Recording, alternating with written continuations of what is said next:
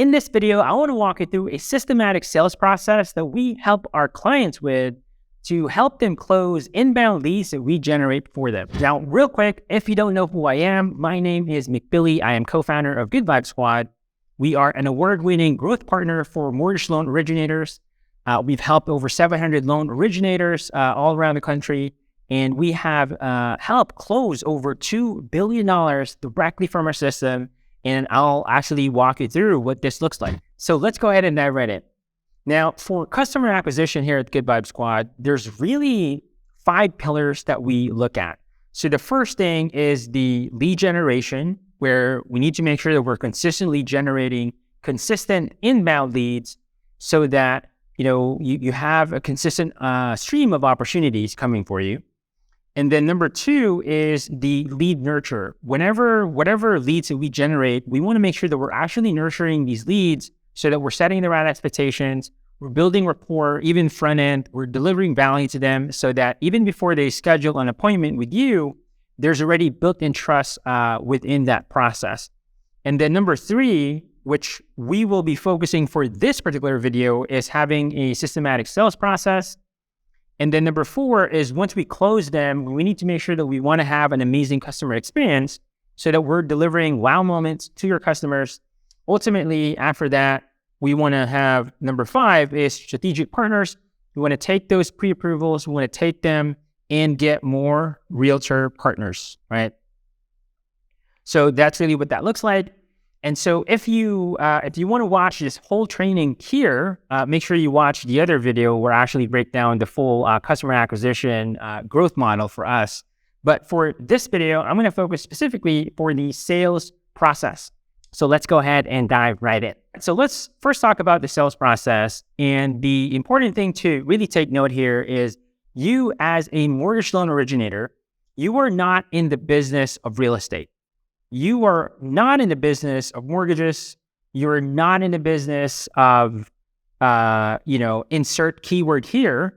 There's really 2 types of businesses that you are really in. And that is you are in the trust business and you are in the money business. And so the sooner you can really internalize this, the sooner that you could be really effective in having a good sales process here. And so what we found is you want to kind of break your calls into a consult call, where the consult call, the goal of this call is really to really understand the goal and clarify the goal of your prospect. And this is where you really build rapport, you build trust, and giving them advice, making sure that there's a building rapport here. And the goal of this call is really to gain permission to move forward and start an application. And then number 2 is the benefits call, where this is where you actually get into nitty gritty and, really look at, what the numbers look like, how can they really benefit from this, huge transaction. Most first-time home buyers, this is going to be the biggest transactions that they've ever had in their whole life. And so this is where you're really talking about the benefits. We're talking about, the actual numbers here. And so they can ultimately feel comfortable with that first call, and now you have the permission to actually help them on that second call. Now, at the end of the day, the goal of any sales conversation is ultimately to get to the truth as soon as possible, right? The sooner you can get to the truth, the better. And so the important thing here is there's 2 types of truth. There is the perceived truth, which most of your prospects are telling themselves. These are the stories that they tell themselves when they're thinking of, now is not a good time to buy a house because rates are high. Let me wait, right? These are like the truths that are in their head. And then there's also the objective truth of like, what is the actual reality? Because, for example, if they are currently renting, you would think that, now is not a good time to buy because of the rates that are really high. But the objective truth is, you and I both know, if they are renting, there is a very, very high chance, I wouldn't say 100%, but I would say 99% chance, if they are renting, it is in their best financial interests to actually own a home versus just paying the landlord rent. because they could grow equity, they could grow long-term. Like they will make so much more with actually owning a house with, gaining that equity versus actually paying rent, right? And so we need to make sure that we separate those two. And then ultimately, here are the actual, the journey that you have to take your prospects through. And so there's three types of sale that you have to get your borrowers to go through, okay? And so and these are sequential, mind you. So the first thing is, number one is the external sale, okay? So external sale, meaning what are the external conditions that they need to first say yes to? Meaning, for example, the current rate, right? Like these are external factors that your borrowers are constantly in their head assessing whether they should buy right now, okay? So is it the current rate, right? So current rate, for example, like how much inventory there is, what the home prices look like, different locations. So these are external conditions that are affecting their decision-making, right? In order for them to assess, hey, is now a good time to buy a house, right? Like using the external factors. Now, with that in mind, after that process, and so, this takes into many shapes and forms, right? So for example, the rate right now, most people would say like, oh, rates are high, let me rather wait. Well, again, let's go back to the truth, right? The truth is it's all relative, because if they say that, hey, the rates are super high right now, well, if you think about that actual definition, it's really relative. Like if you go back, like years ago, well, rates back then was like 8, 9%, 10%, 12%, 16% even, right? And so, well, is it really high, or it depends, right? Like what is the actual relative truth here? And then the other thing too is, depending on what that rate looks like, well, it really depends on their goal, right?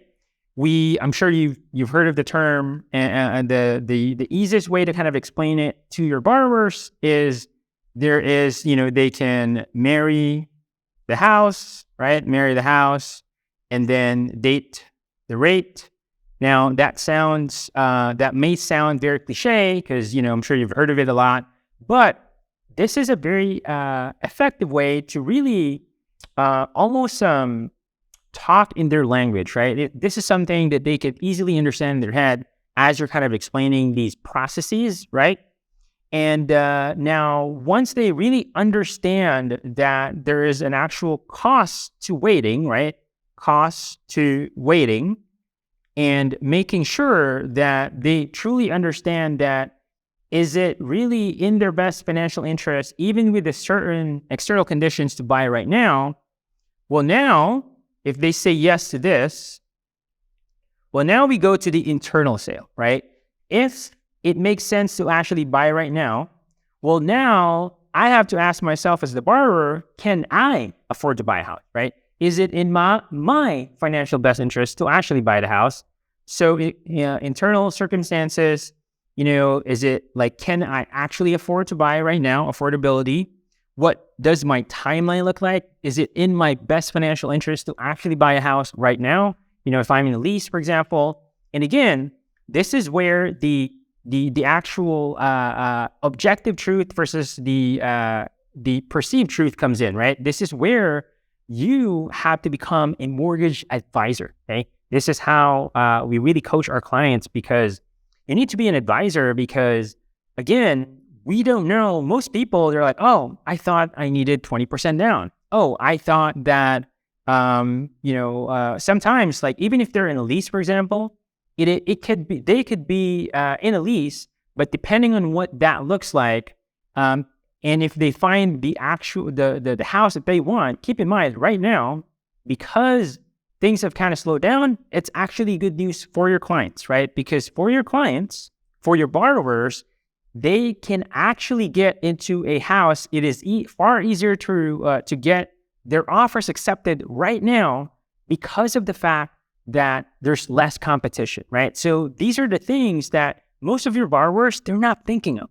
And so this is massively powerful, in order, as you become that mortgage advisor and actually advise them, this is where they're gonna, oh, wow, I didn't think about that. So now is a good time to buy, and I can actually afford, right? Depending on what that looks like. Well, now if they say yes to this, okay, so I want to buy a house because it makes sense, and I can actually afford to buy the house. Well, now the last part that you need to help your borrowers go through is what I call the why you sale. Okay, I know that I should buy a house in our current conditions. I can afford to buy the house. And so why should I do it with you, right? And so this is really where that trust comes in. This is where you building that rapport, that trust. And the main thing here about the trust is really to make sure that your borrowers understand, not just like know here, but like they could feel it, that you care more about them than you lining up your own commission, your own pocket, right? Because people can tell, right? If you have that commission breath, if you're desperate for a sale and you're just like trying to make the sale, well, they will know. And this is where being a mortgage advisor really comes in, because they can tell like, oh, wow, this person actually cares about me more than their well-being. And so that will go a long way. And of course, this comes in, you need to make sure that your expertise comes in. You need to know the guidelines, make sure you are educated on that front.